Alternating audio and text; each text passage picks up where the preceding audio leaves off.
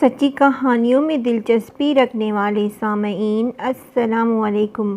آج کی میری کہانی ان بھٹکی ہوئی لڑکیوں کے متعلق ہے جو اپنی خواہشات کے پیچھے ماں باپ کی عزتوں کو پامال کرتی ہیں اور پھر ایک وقت آتا ہے جب سوائے پچھتاؤں کے ان کے پاس کچھ باقی نہیں رہتا۔ سامعین، کہانی میں بڑھنے سے پہلے چینل کو سبسکرائب کر لیجئے تاکہ آپ کو ہر نیو آنے والی کہانی کی اپڈیٹ ملتی رہے۔ تو چلیں سنیے کہانی۔ میں تم سے بہت محبت کرتا ہوں، اتنی محبت کہ میرے پاس وہ الفاظ بھی نہیں جن سے میں تمہیں بتا سکوں، شہریار نے بوجھل لہجے میں ثنا سے کہا۔ ثنا دم سادے شہریار کے منہ سے اپنے لیے محبت کی بے چینیوں اور بے قراریوں کو سن رہی تھی۔ اس کا وجود کہیں فضاؤں میں اڑتا پھر رہا تھا، مگر ذہن کئی باتوں میں الجھا ہوا تھا۔ وہ سب تو ٹھیک ہے شیری، مگر میرے گھر والے نہیں مانیں گے، ثنا نے بے بسی سے اپنے لب کاٹتے ہوئے کہا۔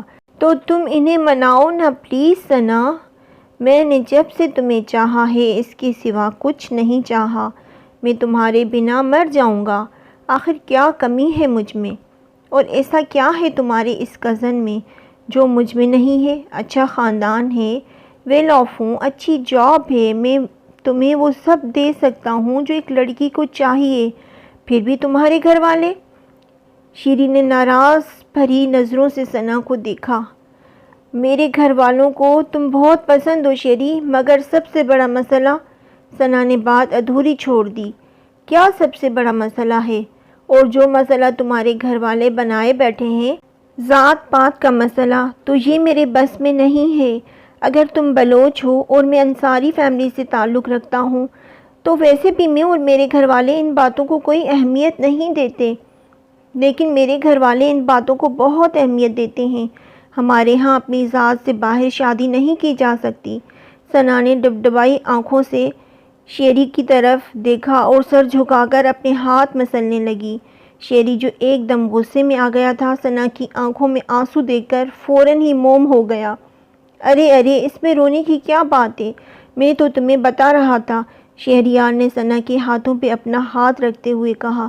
رہنے دو، تم ہر بار یوں ہی کرتے ہو، اگر تم مجھ سے محبت کرتے ہو تو میں بھی تم سے محبت کرتی ہوں۔ تمہیں کیا لگتا ہے میں نے اپنے گھر والوں کو منانے کی کوشش نہیں کی؟ ان سے ناراض بھی ہوئی، لڑائی بھی کی، مگر ان کی نہ ہاں میں نہیں بدلی۔ ثنا نے اپنے آنسوؤں کو روکنے کی بہت کوشش کی، مگر آنسو پھر بھی پلکوں کی باڑ توڑ کر اس کی گالوں پر بکھرنے لگے۔ میں کیا کروں، میں اپنے دل، اپنی محبت کے ہاتھوں مجبور ہوں، مجھے بس تمہارا ساتھ چاہیے، عمر بھر کے لیے، اپنی آخری سانسوں تک کے لیے۔ ایک بات یاد رکھنا ثنا، اگر تم مجھے نہ ملی نا تو میں خودکشی کر لوں گا۔ شیری نے جذبات کی انتہا کر دی تھی۔ اللہ نہ کرے شیری، تمہیں کچھ ہو، کبھی تو سوچ کر بول لیا کرو، ثنا نے ناراضگی سے کہتے ہوئے اپنے سینے پہ ہاتھ رکھا۔ میں تمہارے بغیر نہیں رہ سکتا، میں نے تمہارے گھر والوں کو منانے کے لیے کیا کیا نہیں کیا، مگر ان کی نہ ہاں میں نہیں بدلی۔ اب تو اس کا ایک ہی حل ہے۔ شیری نے بات کے اختتام پر ثنا کی طرف دیکھا۔ کیا حل ہے؟ ثنا نے اپنا چہرہ دونوں ہاتھوں سے صاف کیا اور سامنے پڑا کافی کا مگ منہ سے لگا لیا۔ ہم کورٹ میرج کر لیتے ہیں، شیری نے ثنا کا چہرہ اپنی نظروں کے حصار میں لیتے ہوئے کہا۔ کیا؟ ثنا کے ہاتھوں سے کافی کا مگ لڑکھڑا گیا، گرم کافی ٹیبل پر گری اور سفید کور کو داغدار کر گئی۔ دھیان سے شیری، اٹھ کر ثنا کے قریب آیا۔ تمہارے اوپر تو نہیں گری؟ شیری کے لہجے میں فکر مندی تھی۔ ثنا ایک پل کو شیری کی اپنے لیے اس فکر مندی پر مغرور سی ہوئی۔ تم ہمیشہ میری اتنی فکر ہی کرو گے؟ ثنا کے منہ سے بے اختیار نکلا۔ شیری مسکرا دیا اور کرسی گھسیٹ کر ثنا کے پاس بیٹھ گیا۔ اس سے بھی کہیں زیادہ، شیری نے ثنا کے مومی ہاتھوں کو اپنے مضبوط ہاتھوں میں لیتے ہوئے کہا۔ ثنا ساکھ سی اسے دیکھتی رہی۔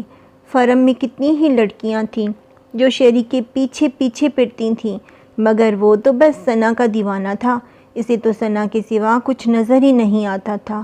شیری، مما پاپا آخر مان کیوں نہیں جاتے؟ ثنا کے لہجے میں یاسیت سمٹ آئی تھی۔ یہی تو میں تمہیں سمجھا رہا ہوں، اگر وہ نہیں مانے تو کیا ہم الگ ہو جائیں گے؟ یہ ہماری زندگی ہے اور ہمیں کس کے ساتھ اپنی زندگی گزارنی ہے اس کا فیصلہ بھی ہمیں خود کرنا چاہیے۔ ماں باپ ہیں، خدا نہیں ہے۔ جو نہیں مانے تو ہم الگ ہو جائیں۔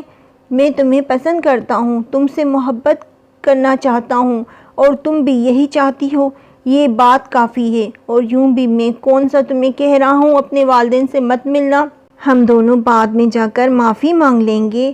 اور ماں باپ اپنی اولاد سے زیادہ دیر تک ناراض نہیں رہ سکتے، اور تم تو ان کی اکلوتی بیٹی ہو۔ تھوڑی سی ہمت کر لو ثنا، ورنہ ہم ہمیشہ کے لیے الگ ہو جائیں گے، شیری نے منت آمیز لہجے میں کہتے ہوئے ثنا کی سمت دیکھا۔ ثنا شش و پنج میں گھری ہوئی تھی۔ ثنا، شیری نے ساکت بیٹی ثنا کا کاندھا ہلایا۔ ہاں، ثنا نے شیری کی طرف دیکھا۔ کیا تمہیں مجھ پر اعتبار نہیں ہے؟ بہت ہے، مجھے تم پہ بہت یقین ہے، مگر کیا مگر میں تمہیں کب سے سمجھا رہا ہوں، مگر تم، شیری نے اب خفگی سے کہا اور اٹھ کر کھڑا ہو گیا۔ ٹھیک ہے، تم اپنے والدین کی بات مانو اور اپنے کزن سے شادی کر لو، تمہیں نہ میری پرواہ ہے اور نہ ہی میری محبت کی، شیری کہہ کر بیرونی دروازے کی سمت بڑھا۔ شیری، ثنا تیزی سے اس کے پیچھے لپکی۔ ٹھیک ہے، میں تمہاری بات ماننے کے لیے تیار ہوں، ثنا نے شیری کے ساتھ چلتے ہوئے آہستگی سے کہا۔ سچ میں؟ شیری نے بے یقینی سے رک کر ثنا کی آنکھوں میں دیکھا۔ ہاں سچ میں تمہیں نہیں چھوڑ سکتی۔ مما پپا کو میں نے منانے کی بہت کوشش کی ہے، مگر وہ اپنی ضد پر قائم ہیں۔ تو ٹھیک ہے، رہیں قائم، میں ان کی ضد میں اپنی محبت کو نہیں چھوڑ سکتی، ثنا نے فیصلہ کر لیا تھا۔ Thank you Sana, thank you so much, خوشی سے شیری کی آواز کانپنے لگی۔ پھر اگلے 2 دن بعد ہی ثنا نے شیری کے ساتھ کورٹ میرج کر لی۔ وہ دونوں ایک دوسرے کو پا کر بہت خوش تھے۔ ثنا کو ایک لمحے کے لیے بھی اپنے ماں باپ اور دونوں بھائیوں کا خیال تک نہ آیا تھا۔ ہنی مون سے واپس آنے کے بعد ثنا شیری کے ساتھ اپنے گھر گئی، مگر اس کے والدین نے اس سے عمر بھر نہ ملنے کا کہہ کر دروازہ بند کر دیا۔ شیری، تم نے تو کہا تھا کہ سب مان جائیں گے، ثنا نے روحانسی ہو کر اپنے ساتھ کھڑے شیری سے کہا، جو لاپرواہی سے ادھر ادھر دیکھ رہا تھا۔ مجھے کیا پتا تھا تمہارے پیرنٹس اس قدر ظالم اور سنگ دل ہوں گے۔ اب چلو نا یار، بہت گرمی ہے، شیری نے منہ بنا کر ثنا سے کہا۔ شیری، میرے مما پپا اور ثنا نے کچھ کہنا چاہا۔ ثنا، میں جا رہا ہوں، تم ہی اس بند دروازے کے پاس کھڑی رہو، شیری نے بے رخی سے کہا اور ایک طرف کھڑی کار کی جانب بڑھ گیا۔ ثنا چاروں نہ چار شیری کے ساتھ آ کر گاڑی میں بیٹھ گئی۔ میں بعد میں آؤں گی، میں معافی مانگ لوں گی، میں سب کے پاؤں پکڑ لوں گی، ثنا نے دل میں خود کو تسلی دیتے ہوئے کہا اور سیٹ بیلٹ پر سر رکھ کر آنکھیں موند لیں۔ ثنا کچن میں کھانے کی تیاری کر رہی تھی۔ شیری لاؤنج میں اپنی ماں کی گود میں سر رکھے باتیں کرنے میں مصروف تھا۔ اچانک کچن سے ثنا کی چیختی ہوئی آواز باہر لاؤنج میں آئی۔ اف، ایک تو تمہاری بیوی کو ذرا بھی برداشت نہیں، 2 گھڑیاں ماں کے پاس سکون سے بیٹھ جاؤ، دیکھو اب کیا ہو گیا ہے، شیری کی ماں نے منہ بنا کر شیری سے کہا۔ شیری بڑبڑاتا ہوا پاؤں میں سلیپر پہن کر کچن کی طرف بڑھا۔ کیا ہو گیا ہے ثنا؟ شیری جھنجھلاتا ہوا ثنا کے قریب آتے ہوئے بولا۔ شیری، میرا ہاتھ، ثنا نے اپنا ہاتھ شیری کے سامنے کیا۔ تیز چھری سے ثنا کی انگلی پہ گہرا کٹ لگا ہوا تھا اور خون تیزی سے بہہ رہا تھا۔ کبھی تو کوئی کام دھیان سے کر لیا کرو، شیری کہہ کر پلٹا اور کیبنٹ سے فرسٹ ایڈ باکس نکال کر لے آیا۔ لو بینڈیج کر لو، امی ناراض ہو رہی ہیں کہ میں جب بھی ان کے پاس بیٹھتا ہوں تم جان بوجھ کر ایسی حرکتیں کرتی ہو، یہ لگا لو، میں امی کے پاس جا رہا ہوں، شیری کہہ کر کچن سے باہر نکل گیا۔ ثنا حیرت سے شیری کی پشت کو دیکھتی رہی۔ درد ہاتھ میں زیادہ تھا یا دل میں ہوا تھا، ثنا اندازہ نہیں لگا پا رہی تھی۔ اندھی محبت اندھی کھائی کی طرح ہوتی ہے، ایک بار اس میں گر گئے پتہ ہی نہیں چلتا، ہمارا وجود باقی بچے گا یا ہزاروں ٹکڑوں میں تقسیم ہو جائے گا۔ مرد اور اس کی محبت کب بدل جائے یہ کوئی بھی نہیں جانتا۔ معشوقہ اور بیوی ہونے میں زمین و آسمان کا فرق ہوتا ہے، اور ثنا کو آج اپنی ماں کی باتیں یاد آ رہی تھیں۔ خون کے قطروں کے ساتھ ساتھ اس کی آنکھوں سے آنسو بھی بہہ رہے تھے۔ ثنا، بھوک لگ رہی ہے، کھانا لگا دو، شیری کی آواز گونجی۔ میں تمہارا اس سے بھی زیادہ خیال رکھوں گا، ابھی کچھ دن پہلے ہی تو کہا تھا۔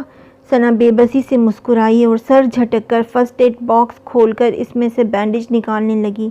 بینڈیج کے بعد اسے کھانا بھی تو لگانا تھا۔ اگر آپ کو ہماری یہ کہانی پسند آئی ہو تو اسے لائک اور شیئر ضرور کیجیے گا، اور اگر حقیقت پر مبنی ایسی ہی سچی کہانیاں سننا چاہتے ہیں تو ہمارے چینل سچی کہانیاں کو سبسکرائب کیجیے اور ساتھ میں بیل آئیکن ضرور پریس کیجیے۔ شکریہ، اللہ حافظ۔